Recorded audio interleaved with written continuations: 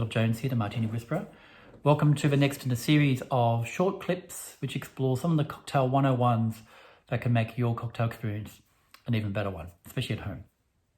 Today is all about ice and shaking or stirring, and when do you use both. Now, typically in a cocktail setting, you shake when your ingredients of the cocktail involve juice or an egg. It's like an egg white or something like that. And that's meant to then to bind those ingredients with the spirit and other things that could be in the cocktail closer together, and the shaking has a lot to do with that. But in a martini context, it can be a matter of personal preference if you want your vodka martini shaken like Mr. Bond, or you want it stirred down. Now clearly, which we're going to talk about technique in a minute, most of you will have a cocktail shaker at home, so it's much easier to get your hands on one of these and you learn to use them than say one of these sort of professional bar mixer and spoon combination, which I'll show you a little pro tip and how you learn how to use that. So I can totally get why most people at home will just want to shake their martini and be done with that. It can be faster. As I said, it's a lot easier to use, but there's a downfall. The downfall is what you don't want in a martini is flakes of ice kind of getting in the way of it. I've had some shockers over the years, and some have had enough ice to sink the Titanic in them, really. And for me, a martini has to be super cold, chilled down clearly, but no ice anywhere near it once it's left the shaker or the mixer. You want something kind of pristine. Now, can you bruise gin out of the way? No, you can't. Bruiser's a pretty confident person, doesn't get his feelings hurt very easily.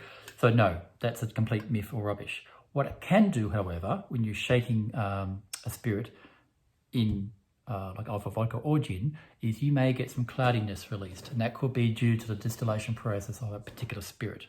They can use a process called non-chilled filtered, and so when the spirit comes into contact with dilution, it could be tonic water, it could be the water from the ice, then that will make a cloudiness, and that's coming from the botanicals and that's left over from the distillation process when they're making the gin. And that's a conscious design idea that the distillers chose to do to get a richer flavour.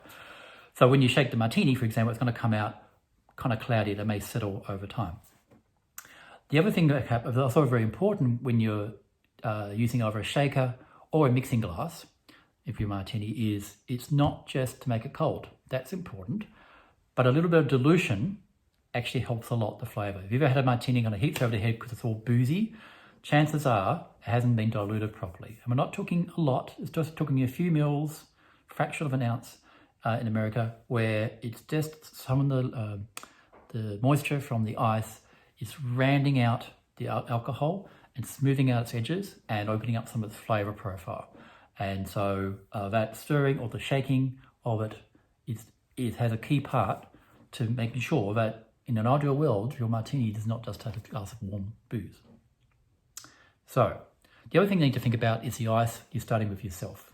Now, you might just have a regular kind of ice tray. You might have one of those great fridges that make ice, and they're quite small little pieces. Or you might have a silica mold. Now, I like this one, I prefer myself. These are quite large, they're about 1 inch by inch or about 3 centimeters by 3 centimeters. And I like them because they produce big, chunky bits of ice, which means that when I'm shaking or I'm stirring, the chances of them breaking apart and becoming little flakes is much reduced. But if I use one of these little pieces in a shaker, I can guarantee you that's exactly what I'm going to get. Let's just talk about stirring technique for a minute. So you go to any sort of fancy cocktail bar these days, and you can buy these online. They're not super expensive. You can buy little kits of them. So it's mixing glass, and I tend to keep this in the fridge all the time, so it's nice and cold from the get-go. And then you have a bar spoon for your stirring and a strainer. These are in the business. These are called Hawthorns, by the way, and very handy little gadgets. And they're designed to sit over the top of the mixer, so when you're done your pouring and you pour out, it sits like that. And you get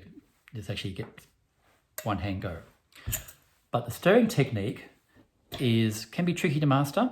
And if you've been to a bar, we'll just make a little mix here, and I'll show you how I do it. A pretend martini. Now, the motion you want, you put the spoon on the outside of the ice, and you're going to be wanting a very smooth motion around the glass. What I'm not actually doing is this motion at all. What I'm actually doing, see the third and fourth finger? I'm literally just pulling it back and forth, back and forth, back and forth, back and forth, back and forth.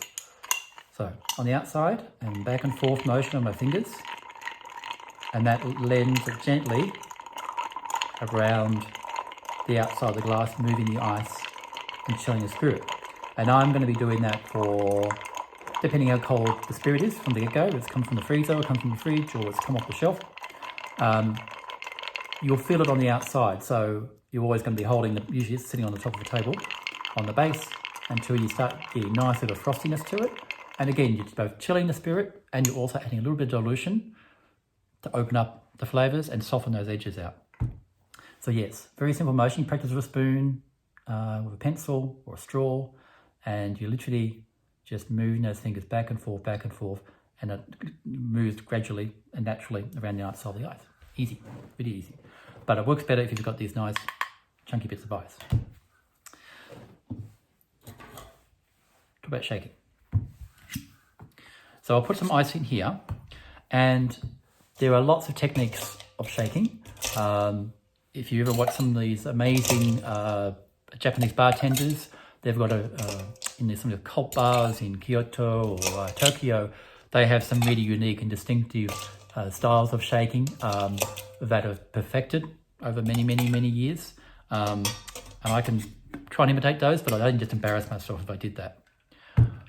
Most shakers, this is basically a standard cocktail shaker, also known as a cobbler. And the difference is you've got the main part, you've got a lid, notice a little strainer. So most cocktail shakers will have that. And of course the lid. You're going to be wanting to hold both ends. But if you've got a really good grip, and this is a quite nice little George Jensen number, so it's got a nice little grip, fits well in my hand. I'm holding that really, really tightly.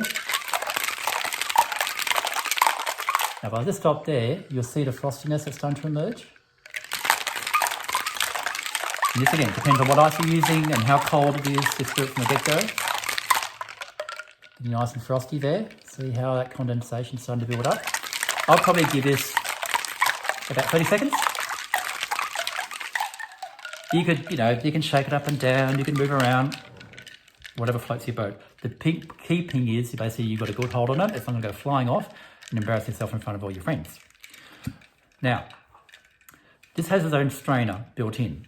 But sometimes, as I was saying before, if you're using ice, it may flake apart while you're shaking. So if I was to shake this really vigorously, guarantee it's on the ice, because in those little bits of ice, it's going to break away. And if I just took the lid off and poured it into the martini glass, I can guarantee you that there'd be flakes of ice in there. So two things can happen. You've got your own natural strainer. So it's my martini glass, so you can just pour it kind of straight in. And some bartenders will use another strainer. Now, this is a glorified tea strainer, essentially, but it's called double straining. So again, you're using the main strainer and your cocktail shaker, and you're pouring through the strainer like that. And the strainer is going to capture any little small flakes of ice that emerge. And what you're going to be left with is a nice chilled, pristine martini, sans the ice. So there you go.